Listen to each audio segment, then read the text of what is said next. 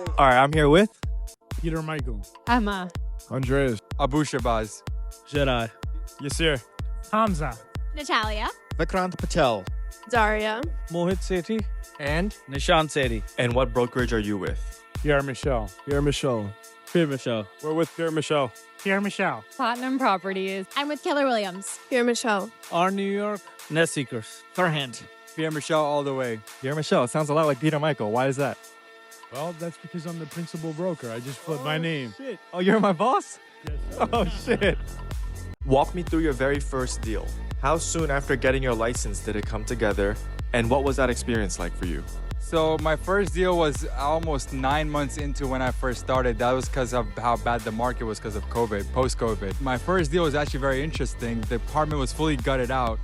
It looked like a piece of shit. The couple, it was a German couple, they loved the apartment. And they were like, we want this. It was a corner one bedroom. They loved it. And it was my first deal. I could not wrap my head around how they liked it, but they did.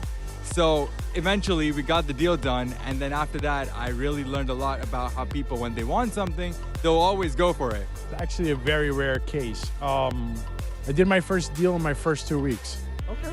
I came from the property management side, and then I jumped into the salesperson side. So I had a lot more experience coming into it. So it was an easier transition for me than most. I never thought I'd be selling property. Originally, I always thought, I would own property and be a developer. The whole American dream.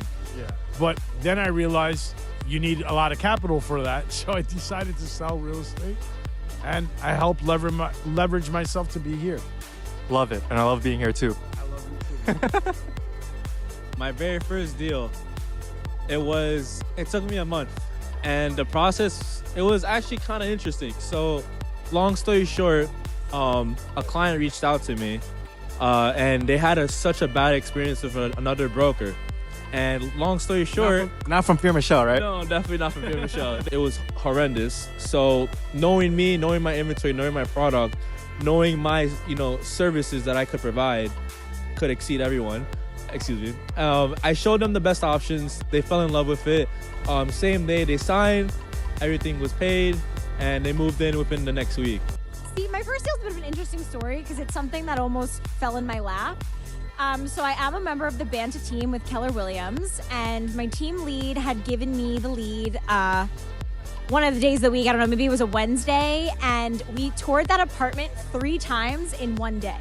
Wow. So during my client's lunch break, I had popped in, I sent her a video, then she hopped on FaceTime with me really quick. She said she absolutely loved it.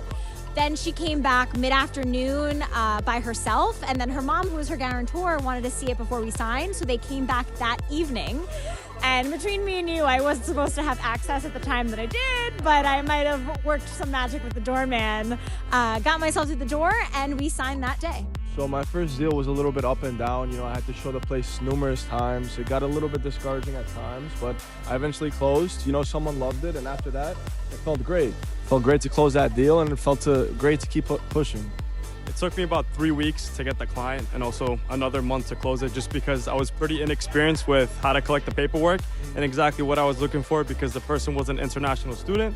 So I had to burn to learn the first time, but eventually with the helping hand of my peers and my broker, I was able to close it. Okay, my first one I got in about within my first week. So it was super quick. Wow. Doesn't happen that quickly usually, but it was super quick. It was this couple from Miami who wanted to move to the city. It was actually in this building that we're in. Oh, so we're on that same rooftop right now. Yeah. It was a really tiny studio. They took it because it's New York. It's the location. Yeah. But we were the 3rd application on that unit. So there were 2 people ahead of us already. So I was a little bit slow. So we had to switch it to another unit, which also had 2 people competing with it. But that second unit we were able to get because we were really quick and we submitted everything lightning fast speed. Okay. So it was very thrilling. It was emotional. It was super tough, but we did it. You want genuine answer? Yeah. Whatever you want. It took me 6 months. It was tough. It happened. And then there was no ending. What do you mean no ending? After that, I know how to make a deal. How did you find the client? You have to be in a good company. There was no you have to pay for the ads and get an ad. It was like the good company will get you good clients. It was like that. Like Craigslist, I'm talking about those old days when you post an ad in New York Times and you get a call, you wait for the call, an old-fashioned way you pick up the call and you get a client and you showed like 10 apartments and you sell one. Easy peasy for me. So Like you found the client the same way, like just call the phone, like cold calling? cold calling and you know, you meet people, you talk to them, you get into it, and that's the way it is. And one more thing, I mean, being Indian, we have a lot of Indian clients. Okay. So word of mouth is very important too. Word of mouth is very important. Love it, No. love it. Yeah, especially now, right? No, Yeah, I agree. So I believe it was a month in, and it was actually a pretty easy deal. I referred it over to my associate Yasser, and he did the work for me. But I felt really great. It was easy, and it set me up for an easy start, and everything flowed very nicely after. Friend of a friend, yeah, they were looking for an apartment for a rental in downtown. I was going to pay.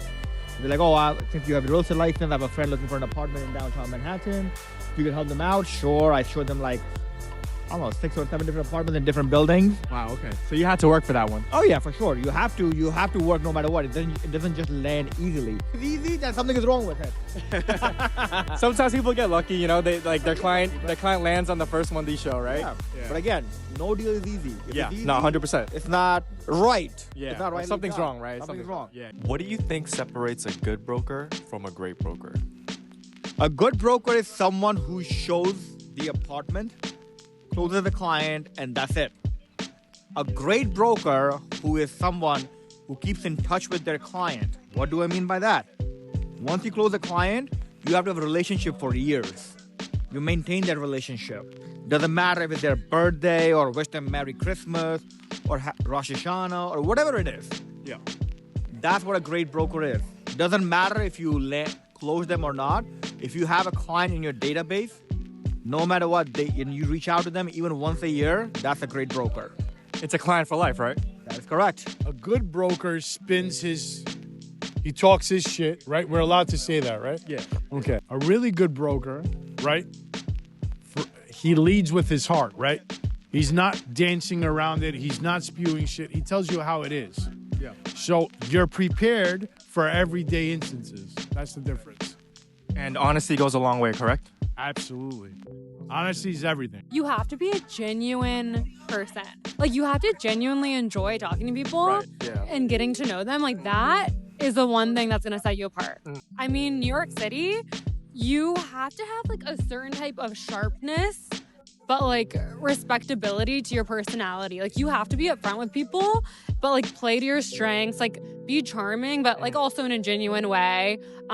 You really have to stay true to who you are. And that's like the bottom line. So I would say a good broker does whatever he has to keep everything afloat, while a great broker is there for all of his agents, regardless of real estate, whatever you're going through, mentorship, whatever you're going through during the day. If you could call that broker and he could give you advice on anything you need, even if it's something completely out of the industry, that's a great broker. A good broker is someone who is, you know, showing up every single day and they are doing the bare minimum, which is, you know, learning, previewing, posting, showing. But a great broker is someone who has lived through all the mistakes that they've had, they own it, and eventually they show others how to lead with those mistakes they've made. And that's the difference. The only difference is experience. Over time, if you stick it out and you're willing to learn, you're gonna go from a good broker to a great broker.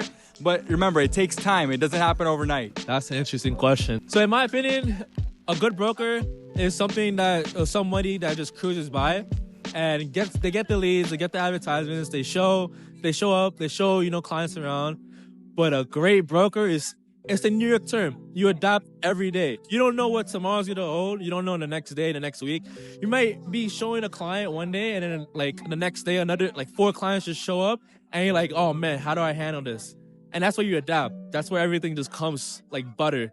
You dissect everything like a surgeon and you show all the clients the best options and the best service you can provide. And then from there, you know, everything goes smoothly. A good broker from a great broker, honestly, in my opinion, what separates one from the other is definitely discipline and bad versus good habits. I think it's very important to have good habits because that's going to shape who you are eventually. What is one good habit that you follow religiously every single day? In terms of that, definitely showing up on time or just showing up at all. If you show up, that's already half the battle. And I think the rest, if you just incorporate discipline, you can definitely conquer. A good broker from a great broker. I think it's the amount of hours you put in, and it's also efficiency. It's not just working hard, it's working smart. Like, there's certain platforms that you could use where you could pay and get your time back instead of going for a free platform and just putting all your day into that. You rather pay and get your time back. So it's putting hours in, but it's also working smart. Being human, you know, I feel like sometimes we get overpowered with like dollar signs and deals, and you know, we get frustrated, we want to close, and we're like, all right, come on, just sign my papers. And but sometimes when your clients are like, hey, so and so happened, like, give me a day or two, that's the really important moments where you're like, oh, I'm so sorry, like, no worries, I understand. That's not the time where you're like, hey, this is time sensitive, just sign it and get over it, you know? Like, you don't want to come off as like too pushy, right? Exactly. You know, I think there's a misunderstanding where we can be very annoying and we can be robotic. And no matter how big or small the deal, I think it's really important to kind of have that personal client-based relationship. What would you say is like a good way to kind of like throw some sense of urgency to your client without coming off as pushy? I think some clients are different than others. You know, some learn by losing on apartments, you know? Like if someone takes a couple of hours to answer you and then you're like, actually, it's gone, that's kind of when they're like, oh, wow, I had no idea. Yeah. I think it's really important to educate them that it's a fast-paced, moving market. You know, 100%. It's really important to see things right away. If you can't come in person, like virtual is always an option. Just that communication and making sure that we're always on the same page. Good broker is working all the time, and that's it. And what about a great broker? 24 hours. 24 hours? Yeah. So great. never stop working? No, good and great are same thing. So just keep working? Keep working, yeah. What about like a lot of people always complain about like the work-life balance. Like, how do you feel about that? Oh, it's okay. You gotta make money, you know, you gotta keep hustling. So would you say like you would sacrifice like your free time and you would just work? What is free time? That's my job. You know, like time. This is my free time, man. Party. So I feel like a lot of brokers, when they go into the business, they look at the money and that's all they look at. I realized that when I shifted my view to actually wanting to help the clients, that success followed. So it's not only about the money, it should be about helping the client as well. What advice would you give to a new agent just starting off? How do they get their feet settled in the business? And how do they get their name out there? Don't be scared of rejection because every rejection brings you closer to the success. Once again, don't focus too much on the money in the beginning because you're focusing on developing your business. And stay consistent and don't give up. Their name. I mean, this is too easy. This is the easiest tip. But I mean, like social media. And like it does not matter. Like your age does not matter. You need to get the idea out of your head. Social media is for every single person. You know, maybe if you're a child, you know, questionable. But it is like for you, no matter if you're like, you know, 18 or like 90. You know, it's for everybody. Everybody consumes it. Honesty and integrity. That's going to carry you on for the rest of your career. Remember, it's not about today. It's about your future. If you want longevity in this business, people are going to remember you for how you made them feel and what you told them. That's how you're going to have repeat business, and you'll never have to advertise again. In terms of getting your name out there, your first focus should be to learn the product. The more you learn the product, the better you're going to get at being able to explain it to other people. And once you get to that level, you're going to be starting off on the right step. Of course, getting people is the next step, but that's an also experience piece. So at the end of the day, experience is the most important thing. People quit too early. They think this is not for them because they start seeing the reality of the real estate. But eventually, you get to a point where you grasp it and you know how to talk to people. And it gets a lot simpler, but you have to get to that level. And how does someone gain more experience? Just by doing it? The most important thing is showing up every single day. I heard it used to be 50% of the job. I personally think it's about 90% of it because showing up, you can learn from other people's examples without even working yourself. So I feel like to get started and to learn the business and have experience, you have to see and experience the business for yourself. You cannot learn from other people's experience. You have to make your own mistakes and pursue from there. How do you get your name out there? That's an interesting one. For me, it's just word of mouth, you know. Providing the best service to every type of client, it helps a lot. You know, it's like, for example, you take out one client, you provide the best experience possible.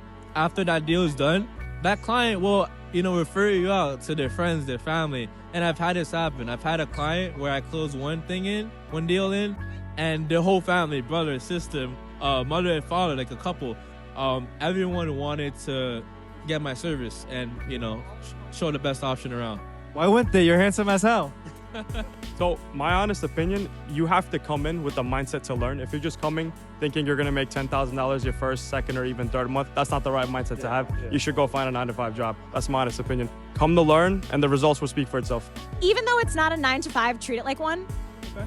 Come in every single day, show up for yourself, show up for your business, work 8 hours, work 10 hours, work 12 hours, whatever it takes. Lead gen, hit the pavement, preview all the buildings, you know, like treat it like it's something that it's foreign to you, you know, like you're not going to learn it if you don't try. It takes a lot of hard work, a lot of effort, consistency, and just don't get discouraged, you know, because like that first year can really make you feel like you've made the worst decision ever. But once you get the ball rolling, you wouldn't rather do anything else. It's a very, very pay-to-play game. It's like the most capitalist city in the world. So I would recommend anybody that's starting off, you have to have a large safety net. You can't come in the business broke, because then you're never going to go anywhere. Work a 9-to-5 a little bit longer, save a little bit more money, and then come when you have at least a couple months of expenses in your savings account and you have money to spend on advertising, because I get that you want to get in quick, but if you get in quick and you're broke, you're not going anywhere. You have to have the capital to start. That's number one. That's going to save you a lot of hard work too if you have capital. So would you say, like, if someone doesn't have that safety net to their name, should they even start doing this? Create that safety net before you start. It's going to make your life a lot more easier. I know it's hard to hear, but in the long run, it's going to make your life a lot more easier. If you start broke and you can't get anything and you're not making any business, you're going to quit broke too. But if you start with something in the bank and it produces something, you're going to stay long. Don't give up. It's happening. It's coming to you. It's coming to you. Your sale, your rental, it's coming to you. Keep working. Don't give up. Burn all the bridges behind. So no plan B. No plan B. Burn all the bridges behind. I like that. Rocket. Work hard. And just Keep work working hard. Keep working hard. The money will follow. Like Ryan says it, there's 3 F's. Follow up, follow through, follow on. I read his book. I know that. 3 F's, the 3 F's. That is correct. How does someone get clients? It's branding yourself, getting listings, following up with clients. Obviously, it's not as easy as before because with the new network and everything and the new laws that we have going on. Right. But you have to build your network. You need to know what you're doing. I would say getting listings, which would be the fastest thing to get your clientele network up. But getting listings is also not easy. You have to be experienced in everything. So working with a team or an experienced broker would help you a lot in the long run. And how important would you say like networking events such as this one? Oh, this is great actually. I just met like 9 or 10 different brokers that I used to know from back in the days, going back like 2014, 15. Yeah. One of them was also a leasing manager at one of the buildings down here, but he's no longer a leasing manager. He's in brokerage side. So something like this, it actually helps a lot. Like, you never know. Like, I just spoke to somebody and they're like, oh, we have a retail space for vacant if you can help us out leasing it. They're talking to KSR. But I'm like, we have an internal network at Fairhaven Commercial. Yeah. They want to talk to us now. Networking events, they're helpful because the brokerage community is strong at the same time. People think like, oh, there's other brokers around and whatnot. But at the same time, those brokers will help you close a deal. It's an open game for everyone. Correct. Everyone can win in No, this. brokers are enemies. No, it's not true. If you have relationship with different brokers and whatnot, business relationships, it will help you close deals because they might have somebody that you might not reach out to. Right. But they're like, you know what? Actually, you have this. I have a client. Let's go take a look at it tomorrow or whatnot. One piece of advice I would give them is to join Pierre Michel. No, but actually, I would say to keep on going, even if when you want to quit, even if you fail, keep on going. Failure is necessary in real estate. It's necessary in everything. It makes you a better agent, and it makes you stronger altogether. But yeah, just don't give up. That's it. And join Pierre Michel. Yeah, seriously, join Pierre Michel.